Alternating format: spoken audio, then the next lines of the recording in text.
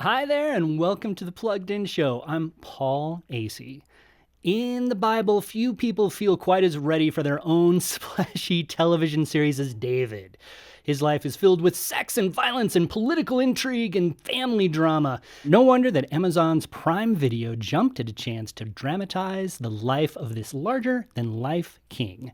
And it's called, naturally, House of David. Kennedy Unthank has not only reviewed the show, but he's talked with Jon Erwin, director for The House of David, and a number of its stars. We'll let you listen in to Kennedy's conversations.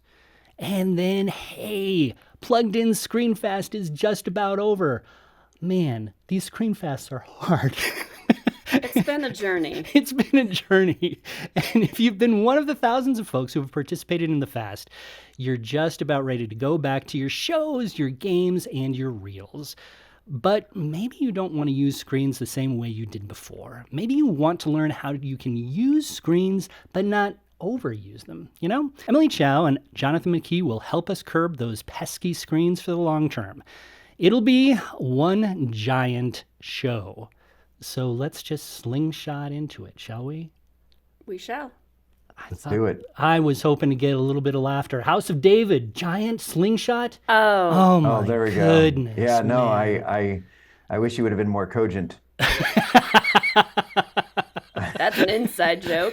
That's an inside joke. If you could have just been a little more forceful, persuasive, and lucid. Lucid, yes. Here we go. All right. So, speaking of which, we are going to be cogent, lucid, persuasive when we talk about our icebreaker. So, the question is, what is the longest time you have been away from a screen in your entire life? Now, Jonathan, I know that you were born before TV, so you probably have an easier answer for this, but... That's right. 18 seconds. No, yeah, aside from like backpack trips and that kind of stuff, we once had, my kids all were getting ready to go on a missions trip, and their youth pastor decided that one of the best things they could do before the missions trip was to have a fast. And none of us liked the idea. We thought that this is not good. And he goes, yeah, we're going to do a media fast. And the kids were whining and they're like, we don't want to do this. And we kind of thought, hey, come on, buck up here. You can do this. You can not. But then he met with all the parents and he's like, I think we should do this as a family. And we're all, this is the stupidest idea we've ever heard in our lives. This is dumb. How am I going to, miss NCIS Denver or whatever, and so we all, we're kind of like griping and complaining, but we're all like, all right, let's try this. And it was, the crazy thing is, it was for 30 days. 30 days. Wow. 30 days before the trip to prep for it. So it was just kind of weird because literally the kids would finish their homework and they'd come downstairs and they were just like, kind of like, so what are we going to do? It's like, and there was just kind of this, and they would look to us like, well, what are we going to do? And we're like, well, there's the dog, throw him a ball, so in Tell 30 me days, what to do. The dog lost 37 pounds, and I mean, we went on like family walks, we made, slingshots out of Tupperware, I mean, we did anything we could to just, I don't even know if that's possible. But, yeah, I know. I was just thinking about that. I was like, how does one make a slingshot out of Tupperware? That's right. It's just staying on theme. And the thing is, it was rough, but it was crazy because when it was all done, my kids actually said, Dad, we can't go back. And I was like, well, what do you mean? And so it was through that event that they're like, we've got to, I mean, I'm not saying let's do this all the time, but they enjoyed it because we talked, we did things, and it's funny because study after study, they always show that whenever you do this, and I'd read the studies, but until you live it, the studies all show that after about a week or two, that people all of a sudden get into this, whoa, this is better, face-to-face communication. I'm recognizing facial cues and all this, and that's what all the studies show. It was so true. And my kids actually said, can we not go back? So we came up with No Tech Tuesday and Tuesday nights. That became the thing kind of for the rest of the time when the kids were there. We would just know that on Tuesdays, we'd light a fire, hang out, read books, sometimes play games, do whatever. And it was just kind of, in addition to our no screens at the table and that kind of stuff. So yeah, no, it was a tough 30 days, but it was eye-opening, and we ended up looking back and loving it. Wow, that's a great story. Man, there's so much we could talk about a little bit later, just in that one icebreaker answer. So thank you very much. All right, Em, you're up. I can't think of like a time period. Like I've never done a screen fast, but I mean, I don't know. I don't feel like I'm particularly glued to my screen. So, if I took a weekend and I didn't have my phone or my TV or video games or whatever, I'd probably be okay, Right. So, but it just like to answer your question though, to actually answer it, it's probably, is honestly probably elementary school it was probably the longest time that I've ever been without a screen, because yes, I would count, you come home from school and you basically like, okay, you can go outside and play, you can go read a book, you can, help set the table for dinner, you clean up after dinner, you go get ready for bed, and you go to sleep. So there's not necessarily time to, watch TV in my childhood. So, and I'm not saying that we didn't, I'm just saying it didn't happen every single night, so yeah. Yeah, no, I totally get that. I think for me, a lot of times when you go on vacation, you're totally away because you're in the mountains maybe, or you're looking at cool stuff, so you just don't watch TV. But the time that, as I asked myself this question, what I remembered is 12-year-old me when our family TV broke down. And my parents were not exactly great about fixing it right away. And 12-year-old me, that was prime TV me. I had certain shows that I watched every night. It was great. And so we were without a TV for 2 solid weeks. And toward the end, I remember, just as by way of a hint, I would pull up a chair and watch the washing machine wash clothes just to pass the time. I would watch. Man, you were starved for entertainment. Was it one of those washing machines with a window? So at least you could kind of be like, oh, there's a sock. Exactly. So you got to see the spinning stuff. It was pretty. That's good. It was surprisingly interesting, but yeah. My parents did get the hit, and we did fix the TV, and I was safe once again. So, and you turned it on, and Gilligan and Ginger and all of them had been saved. Yeah. So, wherever our listeners are in their whole screen journey, I don't think they've probably ever just watched the washing machine because they were so dependent on screens. I can honestly say that I have never felt the urge to so starved for entertainment that I had to like watch a washing machine. Oh my goodness. Sorry. I know I shouldn't judge. Although it got me thinking though, I want to do a load of whites and maybe throw one red sock in there. Oh yeah. That would be exciting. That's like MCU. If you like having Pepto-Bismol colored clothing, bubblegum clothing, it's a look. That's a choice. All right. Thank you so much, guys. Let us turn our attention now to House of David and Kennedy on Thanks interviews.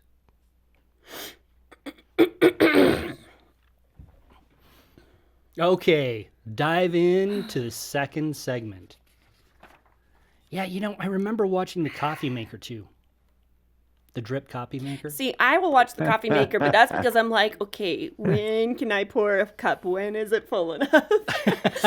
That's more like what when you're watching a pot of water boils, that you're just like, boils. That's not true. That is not true, actually. We are now here with Kennedy on Thank. Hey, Kennedy. Hello. How are you? I'm doing well. How are you? I am doing well. And we are doing well because we talked with a lot of people. Yes, we did. The new Amazon Prime Video show, The House of David. Yes. So we have not seen the entire show at this point, but can you give us just a brief glimpse as to what we're talking about when we're talking about the House of David? Well, as you might be able to guess, this is the David, the one whom rises above all other Davids. King David, if you will. King David. From 1st and 2nd Samuel, from 1st and 2nd Chronicles. This is the story of his rise to power and, at the same time, kind of the decline, downfall of Saul. Who I always find one of the most interesting characters in the Bible, quite honestly. So you had a chance to talk with a lot of people from in front of the camera, behind the camera, pretty interesting stuff. So Yeah. we'll just dive right into that.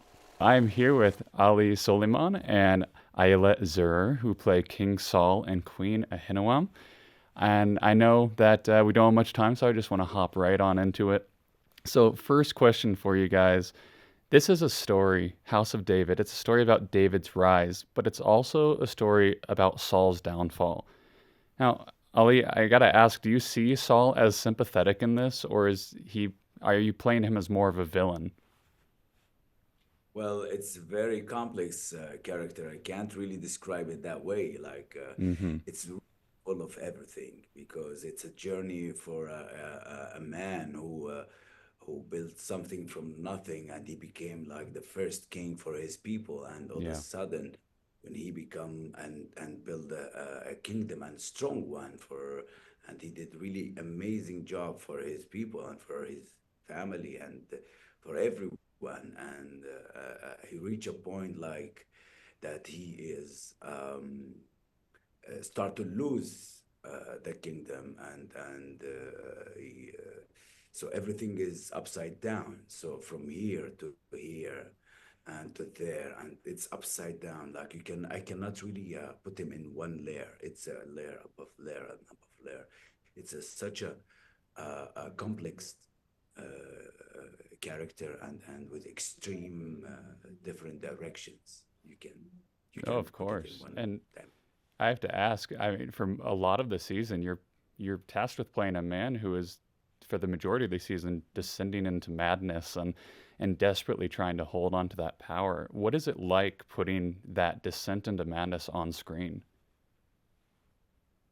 Well, it's actually it's something that we are all suffer from, like the madness of being in power. Sometimes, like, can make you really blind and really disconnected from reality, and you become like really blind of what you commit, what kind of bad things.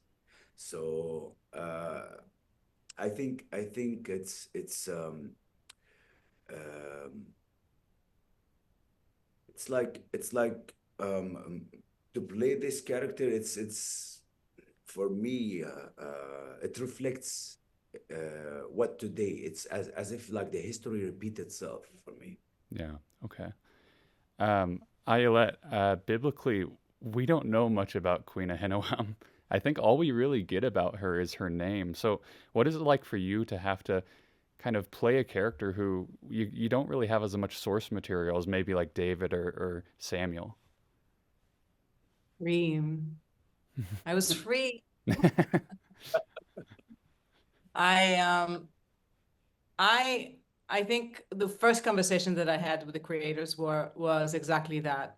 So what are the women in the show? Because it's we are in the 21st century. We need to represent women still, even if they don't have much agency. And I think we discussed that quite for a while. And then they wrote what they wrote. And it's actually really interesting because Achinoam is a wife and a mother, but once Saul starts descending into this madness situation, she becomes the person who's holding everything together.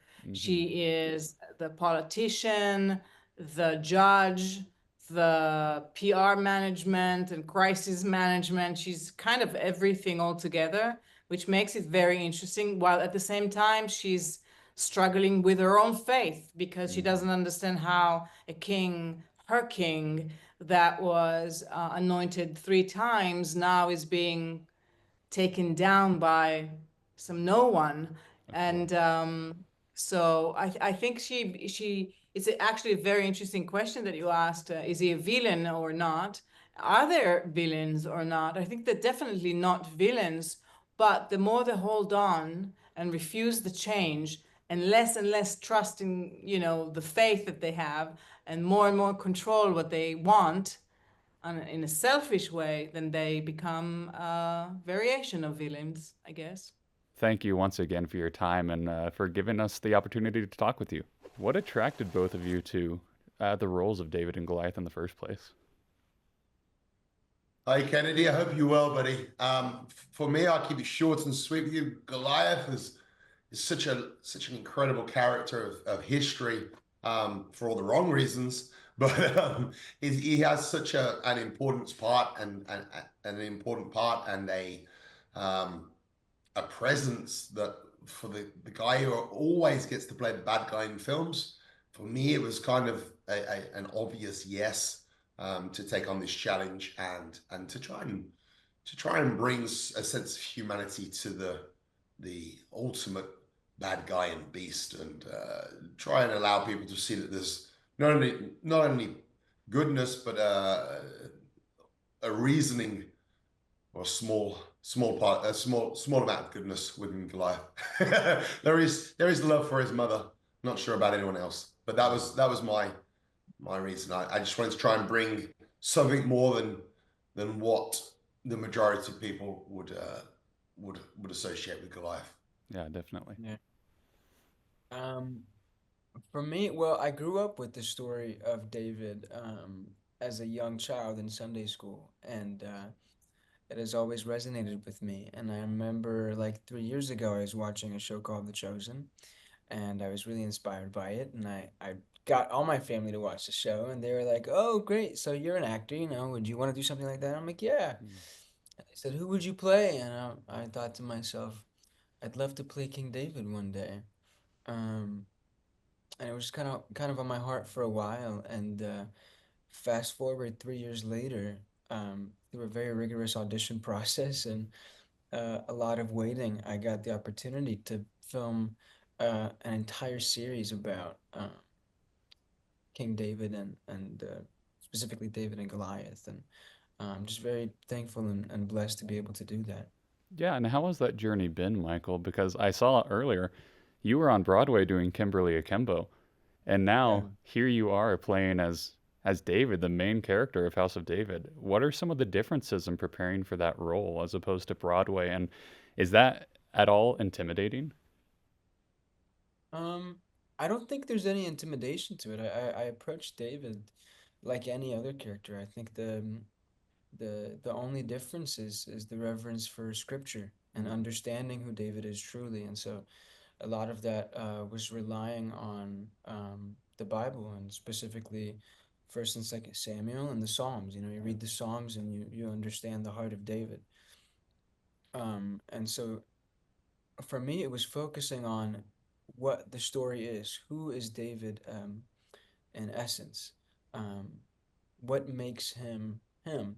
Um, and so yeah, that's my main focus was just finding that in every moment that I could. And to that point, I want to ask both of you. Most people know that general story of David. They might not even be religious, but they know David and Goliath in general. But what do you think? What do you want people to take from House of David when they watch it? I mean, for myself, I think what's important that people take away from this story is the sense of the importance of being brave, and there is a line, I can't quote it word for word because it was one of Michael's and not mine.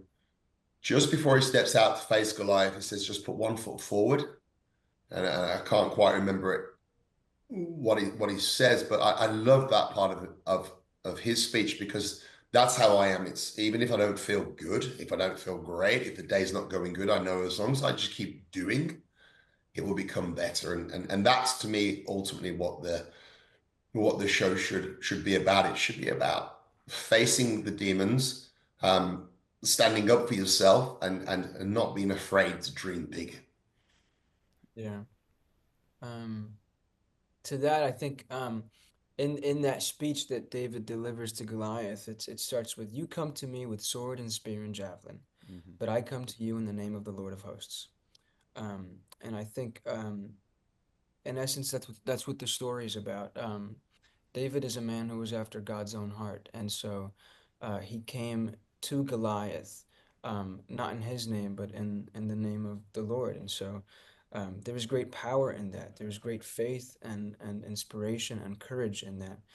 One of the verses that is always quoted to David, I think, is from Joshua. Be strong and of good courage. Do not fear, for I, the Lord your God, am with you wherever you go. Hmm. And I don't want to give any spoilers, but there's a specific scene that specific verse means a lot. Um, and I think the inspiration for both me and David, it comes from having courage. It comes from overcoming fear, um, um, and knowing what's behind you, rather than being fearful of what's in front of you. All right. Well, thank you so much. I love both those answers. I personally know you from movies like Avatar and Don't Breathe. And so for me, it seems such a jump to go to playing someone like Samuel. So I'd love to ask, what unique challenges did preparing for this role bring as opposed to those previous ones? Mm. Well, look, uh, 50 years as an actor prepares you for all kinds of challenges, it seems to me. And I would say that almost any role one plays presents its own sort of challenge. Of course. But of course, Samuel does present some rather unique ones. I Hmm. think that he is one of the only characters, probably the only character that I've ever played who has a direct line of communication with the Lord, you Hmm. know? So kind of making some decisions about that is a primary task that one has. I mean, how does the Lord manifest himself, his God self to Samuel? Those are things one thinks about, one speculates about, one uses one's imagination, and one comes up with the best kind of solution that one can. In terms of, but so much of it also has to do with so much of you as an audience, your appreciation and belief in in a character has to do with the way the character looks, the way the character sounds, the way the character moves, the Hmm. way the character seems to fit in with the environment that he is part of, the way the character seems to relate to the other characters around him. It's all about uh, his place in the particularly unique world that is being created here. And so we pay particular attention, certainly with my character, as to how he is going to present himself, you know, on every level, from the sound, the timbre of my voice, to the dialect that I use, to the way that I walk, to to all of it. It's all grist for the actor's mill, it seems to me. And Samuel was particularly fruitful to do because I was blessed to work with some really, really splendid actors, for one thing, and doing just marvelous work, it seems to me. And also in the solo work, in those moments where I'm praying or sacrificing to the Lord, again, that just becomes a product of my own, my own submersion Hmm. into the world that we've created here. Yeah. In the end, it's quite a mysterious process. Yeah, and Samuel's quite a mysterious character. It's really interesting. I was wondering how you were able to connect yourself to that character with someone who has that direct line of communication to God. How do you think audiences will best be able to connect with him as well? Look, and I will just point out, Kennedy, it's not just a question of talking to God, because I think many of us, many, many, many people talk to God. It's a question of God talking back. Of course.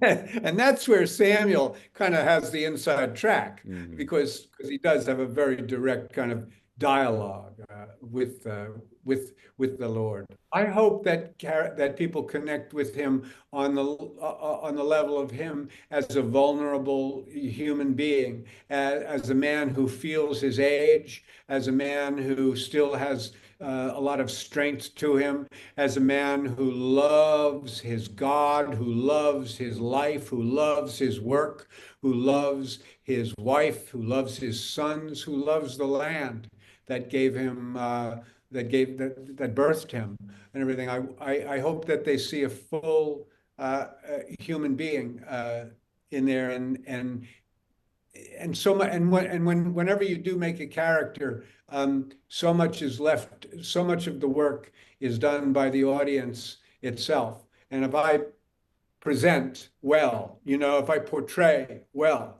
then the audience will do so much of the work for me. They'll support the character in that way, it seems to me. I'd love to know, I think, very first thing regarding House of David. There are so many people in the Bible with so many compelling stories. So, what made you want to choose David first? Well, House of David for me began when I was 16 years old. My dad, with money he did not have, bought me my first camera. For the nerds out there, it was called the Canon XL1. And we went to Israel, just the two of us, and we did a cable access documentary called In the Steps of Jesus. So we went to the holy sites. We stayed at a kibbutz on the Sea of Galilee, and then we stayed in the old city of Jerusalem together. And I remember going to King David's tomb and just being, you just feel the history and the influence of this person. And it was, as a teenager, I started just that spark of curiosity really happened. The first screenplay I ever wrote was on the life of David 20 years ago.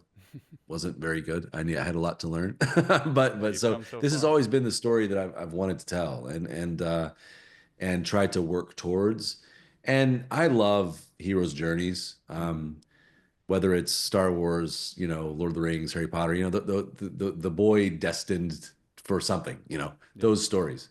I just love those stories, and I think David is in many ways the origin of those origin stories, if that makes sense. And I think it's just a story that we can all relate to, and it has, I mean, as a filmmaker, it has literally everything you could ever want. I mean, there's giants, there's seers and prophets, there's kings that don't want to give up their throne. I mean, it's everything that you could ever want as a story. But I also think it's deeply meaningful, and the words of David, echo through the centuries and are deeply meaningful and transformative to my life. And I think the Psalms are some of the greatest, the poetry of the Bible. And so I hope people watch the series and do what I do. I've not spent this much time in the Psalms before, and I hope people do the same thing.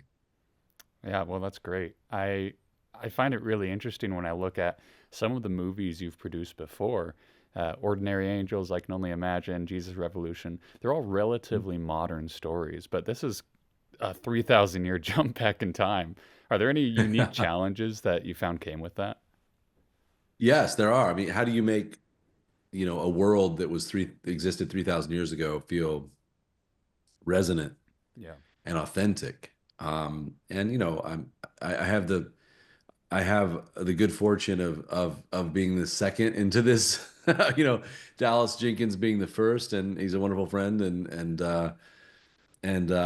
partner in crime in many things. And so it was great to be able to pick his brain, to say how, with The Chosen, how did you bring this level of authenticity and really learn and listen and then apply it to, David is almost in a different genre. It's in that sort of, adventure, epic type, but you still want that same humanity. And so I think I learned a great deal, and then, David helps himself because there's the most, the incredible level of honesty and authenticity to the Psalms. So you can really get into the psychology of the character just by reading the Psalms, because he was so courageously honest with his feelings and his flaws. You had mentioned The Chosen, and I know with The Chosen they had some people saying, "Hey, you're taking too many creative liberties with this. How do you, why are you doing it this way?"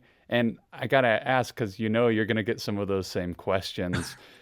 With such an important biblical figure, how do you find that balance between that creative liberty versus just sticking to strictly what the Bible says and, having to do those time jumps and everything? Yeah. Well, I mean, I wish we could stick to just what the Bible said, but there's only a few on Life of David. There's only a few chapters that cover his. So a television series would be about 15 minutes. If we just stuck to what's in the Bible, and so it's sort of an overview of events. And so you really do have to use, I love the term that Ken Burns coined, emotional archaeology. And, I love the material. I feel like the material is life-changing. And so you want to try to really honor the themes of the story while making a dramatic television show and really put everything that is true in the Bible into the TV show, and then to try to create a visual world around it. But I find even the conversation on what's around The Chosen or inevitably around House of David about what's accurate and what's not to be helpful, because what we need, my daughter drove a car for the first day today, which is, I'm like, I'm old. That's scary. This is when it happens. And so I don't know about about everyone else, but as a parent, I find it so hard to get my kids aware of or interested in the Bible at all in this visual generation they live in.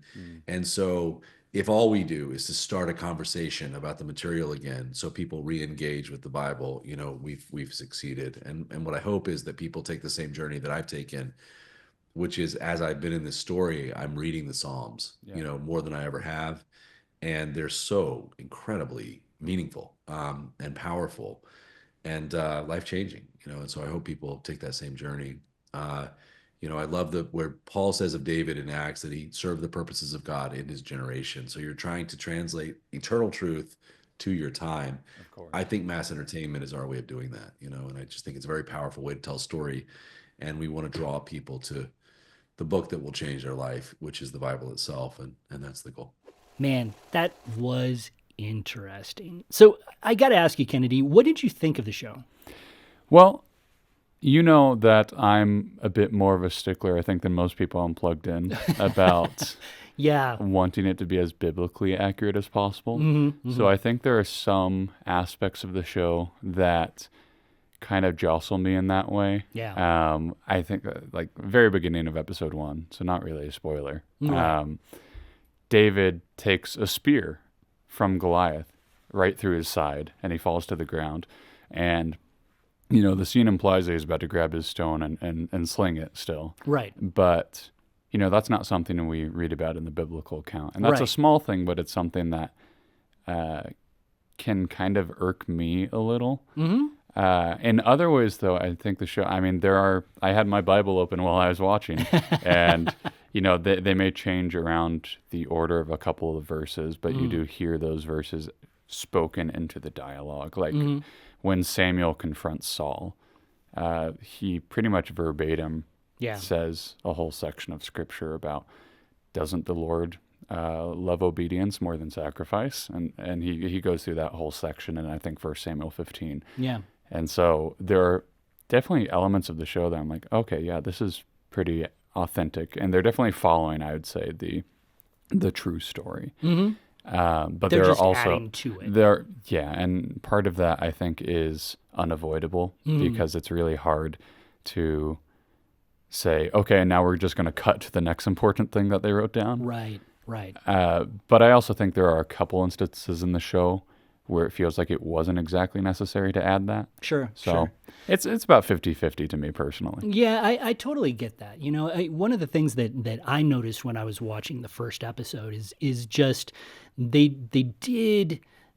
You can tell that the people who were behind it were pretty biblically literate, because not only do they take elements right from the story from the Bible, but they pull other elements from around the Bible as well. And if you actually do a bit of research on it, it seems that they've taken stories or ideas from midrashic ideas and interpretations, and there's some stuff from the Talmud and the Babylonian Talmud and kind of things that Christians would say, well, that might not be true. It still could be. Right.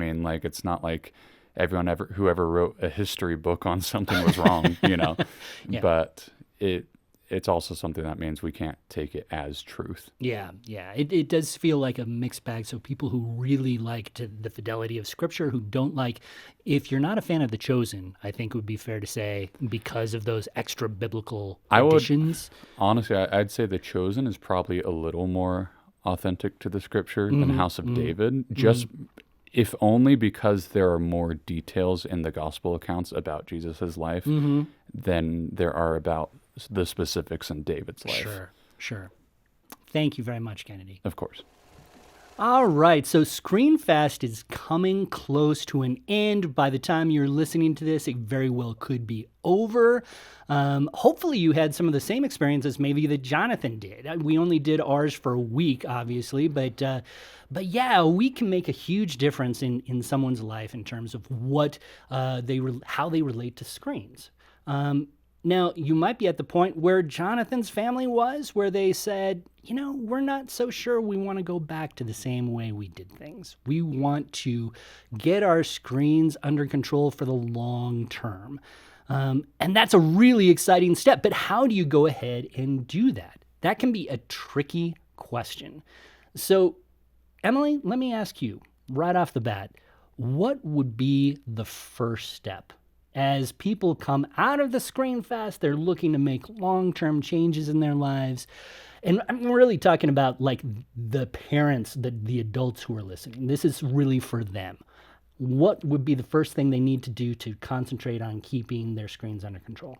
I think, honestly, is to just kind of watch yourself and don't immediately relapse. You know what I mean? Like, if you sit there and you're like, and the first thing you do as soon as that, alarm or whatever goes off that says, okay, ScreenFast is over, and you just immediately pick up your phone, and because honestly, you probably will pick up your phone because you're probably going to be like, okay, I need to check some emails, I need to check some text messages. That's fine. But then I don't know, just find a way to maybe before you do your ScreenFast, or maybe as soon as you pick your phone up, I don't know, depending on where you are in the fast when you hear this, just block a couple of apps, social media apps and stuff, just block them so that you can't open them immediately. And then that way you won't immediately just dive back into old habits, because let me tell you, I think it's 38 minutes is all it takes to get addicted to TikTok specifically. So it's if those you short form videos. Yeah. So if you immediately pick up your phone and you're like, okay, I'm just going to see, okay, somebody messaged me on Instagram. I'm going to check that message and I'm going to respond. But then you start going through your reels. And all of a sudden you are going through your reels. You are in the never ending scroll, So I think that for parents especially, the first thing you need to do is just don't immediately fall back into old habits. Yeah. And it is interesting because I think those reels, man, they can be just such a huge thing because you lose track of time. Well, yeah, because you sit in there and you're like, oh, just completely. one more. I'm just going to watch one more. Just one more. Because they're so short. And that's the way they're designed. They're purposely designed to keep you engaged. And, that was always the goal, is to keep you engaged, because that's how they make their money. Yeah, it's very true.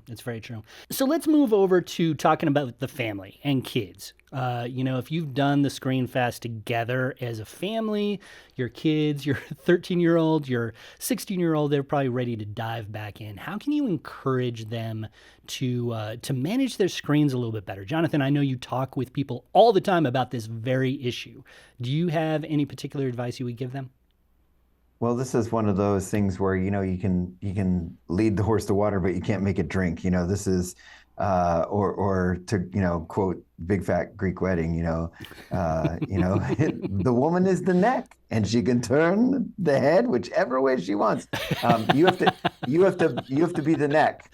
You can't, because this has got to be a decision that your kids kind of have to adopt and own. And so the trick is, like your kids did, where they actually led the conversation, right?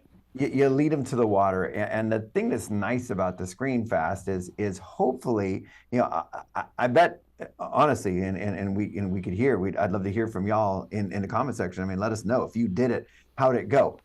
My guess is, what commonly happens is the first few days is pretty rough, and sometimes you get a lot of resistance, feedback, that kind of stuff.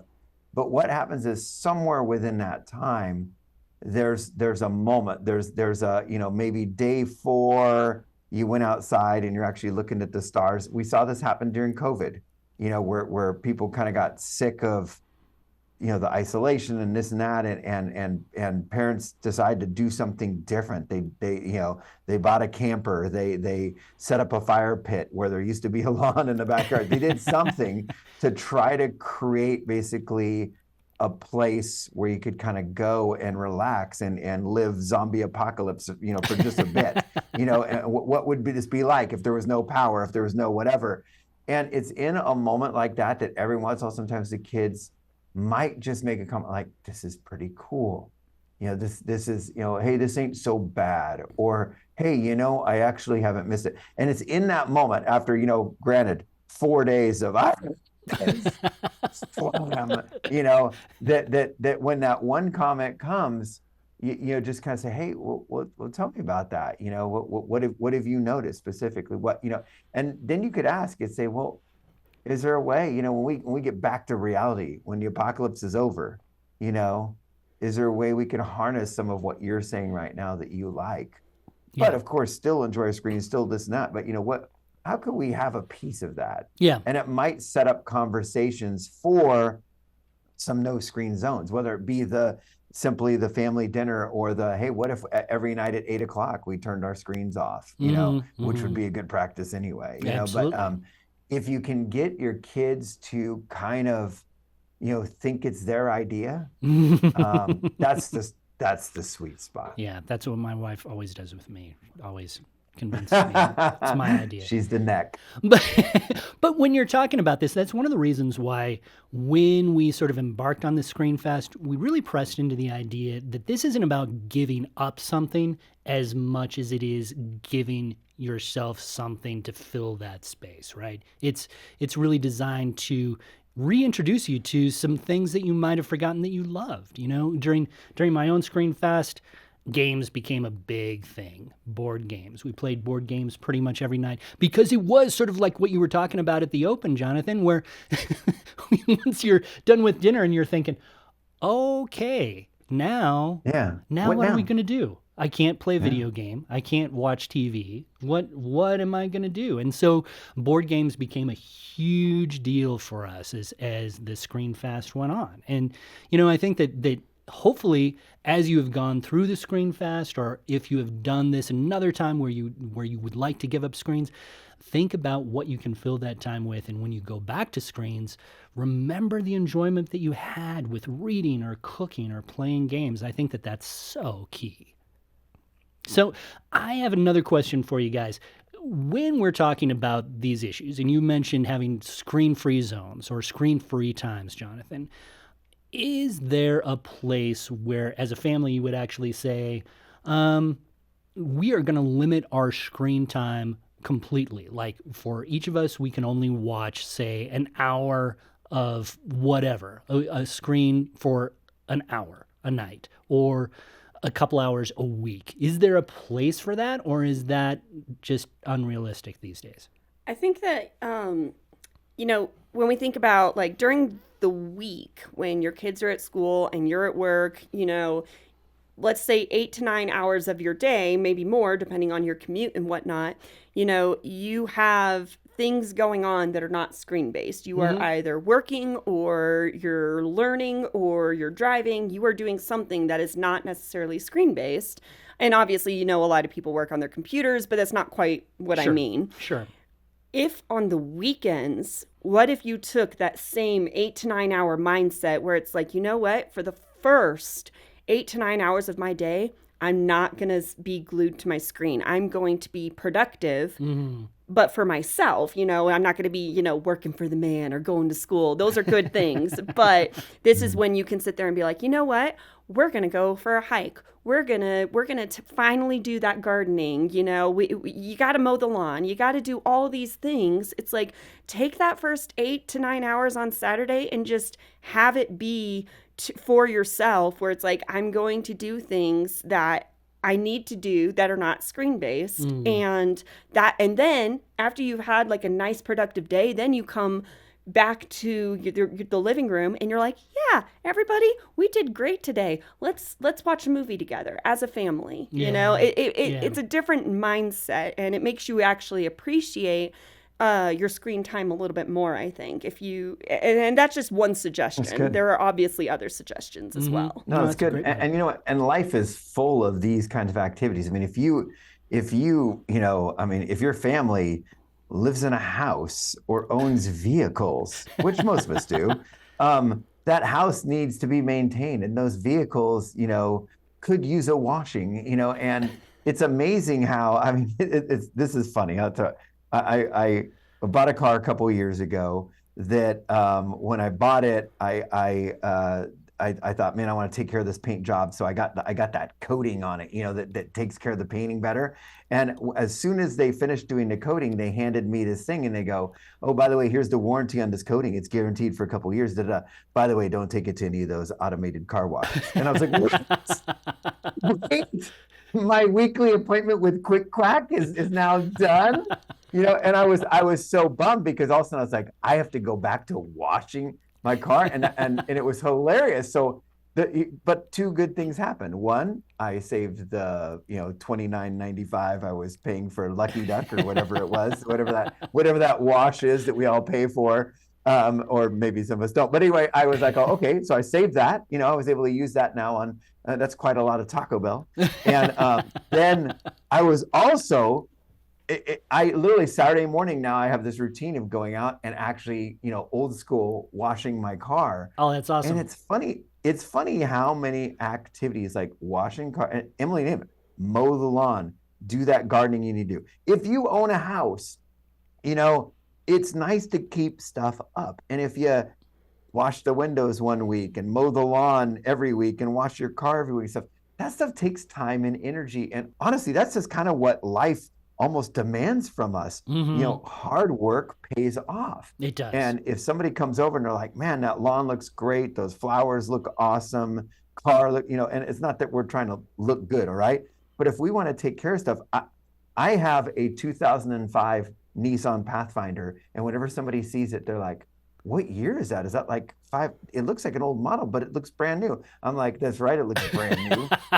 I watch it every week. And you know what? The insurance is like $1 a month. You know, it's like I have no payment on it. It's so cheap because it's this old car that I've taken care of. So my point is, hard work pays off. Yeah. And there's things in life that demand hard work. And if our kids kind of grow up learning, hey, guess what? You know, let's work hard because there's such great benefit from it. That, you know, when you take care of the yard, then you have a fun yard to go out and play in. And if you build that fire pit together, then you get to sit together and roast marshmallows on it. There's reward to that kind of labor. So Emily's on something. If it takes work, and guess what? There is work to do. If we're all sitting around on our screens, our house probably looks like junk. I totally agree with that. And, you know, I'll add to that a little bit. Not only is there a reward for hard work, I think there's a joy in hard work, you know, in just doing the things that we are meant to do. You know, I think God wired us to engage with the world around us, you know, whether it's cooking, whether it's gardening, whether it's washing your car. You know, I think that these things have a tangible benefit in and of themselves. Let me give you an example. When I spend all day at my computer writing, and that's work, right? But when I actually am able to do a house project, when I cook breakfast with my wife, there is an enjoyment with having your hands, your body a little bit more busy doing some of those things. And I think it's because God wired us to lean into that a little bit. And now it is time for one of my very favorite games, Pop Culture Connection. And joining us for Pop Culture Connection is Ashley. Hey, Ashley. Hey, Paul. So we know with the whole system here, you are going to be asking us questions. Yes. We have 30 seconds to answer. The quantity counts, not the quality. That's so right. Jonathan always does quite well at this. Well, we'll see. That's right. That's right. We Because shall Jonathan and quality are not synonymous. Don't we know it? All Wow. right. Anyway, On to the game. Sure. Emily, I've got you up first. Let's do it. All right. A casting director has realized your talent and wants to cast you in the movie musical of your choice. What is that musical and character and why? We're going to go with Annie because it's the only thing I can come up with at the moment. And it's because she's got the red hair, which I have red hair, so we're already there. The sun will come out tomorrow. I've already been in Annie. I was not Annie. My sister was Annie. What else? It's got great music. It's a sweet little story about an orphan who finds her forever home, and about a grumpy old man who learns to love because of this sweet little girl. Aw, I love that. How That's fun. so nice. Very good. I got 7 points. That was very good. I didn't know And I that, knew. but I wasn't Annie. My sister was Annie. I was Sandy. Yeah, well, no, it's actually really funny because the reason, this is what the casting director actually told my mom, this community theater people, so we're not talking serious production, but he was like, yeah, Emily would have gotten it, but she's just a little too old. I was like 14, I think, at the time, 14 or 15. And my sister was the perfect age, though. She was, she would have been 10 or 11 at that time. So, but she was blonde, so we dyed her hair red for like 3 months while we were doing this. It was hilarious. And she did not pull off the redhead look. It looked a little odd on her. That's funny. Yeah. That's funny. So were you bitter for most of your childhood because of that? Oh, man. Not even a little. They gave I would me have said, I have the red hair. What are you talking about? They gave me like 6 other solos in the show, Ooh. so it was awesome. fine. Wow. All right, Paul. All right, I'm ready. Here we go. You get to join the Fellowship of the Ring as one of the main characters. Who are you and why? Oh my goodness. You know what? I am going to be Gimli. Yes! Because Gimli, he has the best lines, really. He gets to swing his axe. He really seems to enjoy most of his time. You know, Frodo and Sam, they're miserable for most of the thing. Gandalf dies. And there's a lot of struggle, but Gimli never struggles. He is there. Helm's Deep is kind of his place because it's got a cave. He likes all this stuff in there. He can run around. He gets to make a new best friend. Nice. He doesn't suffer, but we dwarves are natural sprinters, very dangerous over short distances. I think he was suffering a little bit. Wow. He was not enjoying the cross-country trek. Very Right? good Yeah. point. Well, I got 8 points for that. Good Excellent. job. Wow. Good job. Well Man, I don't think earned. I don't think I would have got 8 points when I would have chose the one Hobbit who was cleaning his ear. I said main character, main character. Oh, Maine. Okay. It's gotta be I one don't know, of- he's the it's one I gotta remember. be one of He's the the one I 9. remember. For Okay, a okay. minute, I was thinking it was just going to be like a new character, and I was thinking, what would I do with my character? He would just be hanging out in Rivendell because Rivendell is really gorgeous. So anyway, I feel like Rivendell is like a writer's paradise. it truly is. Oh There's my a reason. goodness! There's a reason Bilbo went there. All those indoor Yeah, outdoor no kidding. spaces. You get to look at all those. Yeah, he was Yeah. like, I'm gonna finish my book here. Absolutely. Yeah, it needed an outdoor grill though. I could have built that. I could have. Yeah. All right. I think they had it covered. So, Jonathan, you're up now. Yeah. All right. Okay. Emily's casting director has their eye on you too, but you get to play a Bible character on TV. Ooh. Who would you choose and why? I would definitely choose Adam because 1, the costume would be really simple, and 2, I get to hang out with Eve the whole time. I get to name animals. I get to walk through and look at all the different trees. I would actually probably plant some trees, as a matter of fact. I would get to, blame the sin on Eve, which was really cool. I'd also have to actually be the one person who could live in a sinless world, but also experience a little bit of what it's like in reality now afterwards. I could be a terrible parent because my kids were a mess, and then I could. Oh my goodness. Remember, this was quantity, not That's quality. right. Yeah, there was no Quantity. quality there whatsoever. Okay, the one I like, you get to name the animals. That was pretty great. Yeah, so you got to name the platypus, Oh, That's yeah. right. Yes. which is like That's the right. funniest creature in the world to Yes, me. I actually learned that the male platypus has a stinger with venom in it. Oh yeah. I know, it's Yeah, crazy. It's supposed to be the most painful venom ever. Isn't that nuts? Wait, Yeah. It's Crazy. Wait, that's the not the platypus. That's not the It's a mam- Scorpiopus. It's a mammal, right? It is a mammal. Sort How of. does it have It a is. stinger? No other mammal has. It's- Every it is time, a again, crazy the more animal. I learn about platypuses, Yep. They are the craziest The animals. I crazier they want are. one. It- I listeners, want a yeah. platypus for Christmas. I want a Wouldn't it mammal be- with a stinger. Oh man, Harry. That I You could carry keep- the I have platypus. I have a neighbor that is a bother, and I could just like stick my platypus on him. I mean, like go sting him. Jonathan, I Gosh, can see you comfortable taking is your fine. platypus for a walk, have it on the leash. That's That'd be right. great. Get back, or he will sting you. I'm not sure from where. I don't know if it's from underneath or from it's above. I don't know if it's at the tip of his tail, but he's gonna sting you if you don't back up. All right.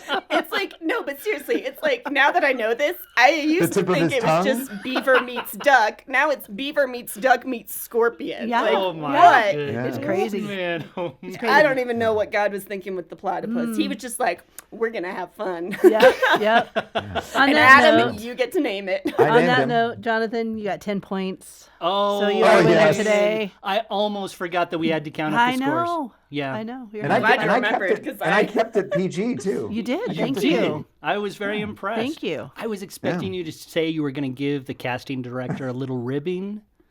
Oh man, okay, we're moving I on didn't. now. I have no reaction whatsoever. So terrible, Paul. That is such a bad pun. Okay, well, thanks so much for spending some time with us on the Plugged In Show. We always love to have these conversations, and we would love for you to join in, of course. Tell us a little bit about your own experience with the Screenfest. We'd love to hear if you participated. How did it go for you? What did you learn from it? How are you going to keep your screen time under control? Are you planning on watching The House of David? We'd love to hear from you.